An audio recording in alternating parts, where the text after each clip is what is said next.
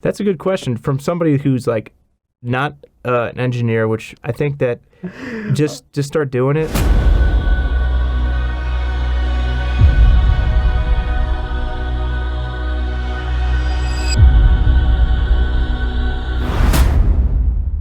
How do you get into this? How do you get into Battlebots other than like just kind of tinkering and kind of starting up? Like, what you've learned? Give me some pro tips or shortcuts for someone who's like totally fresh. I'm like, hey, I don't know anything about mechanical engineering. You already are, ahead of the curve because you are a mechanical engineer. So by trade, by education, you already have that under your belt. Yeah. For someone who's newbie, like.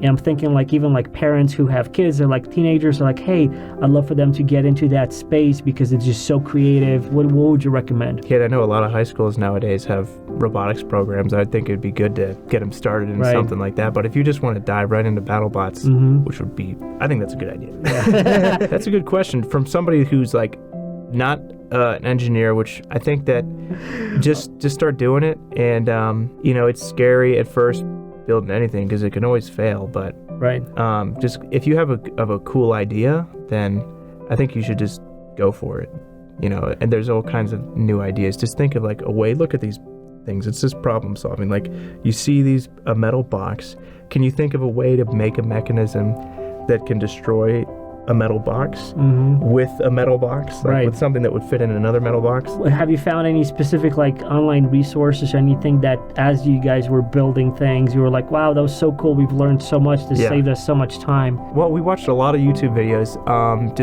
I think I've watched all the episodes like twice. of Battlebots. Battlebots, yeah. And there's also other ones like Robo Wars. Oh, and I didn't mention there's all kinds of robotics competitions across the country. We mentioned weight classes, and for Battlebots, it is 250, right? And then that 500-pound caveat, which is totally new this year, by the way. Right. But there's also, they call them ant weight, beetle weight, feather weight. There's a 60-pound class, but they go from 150 grams, I think, is ant weight.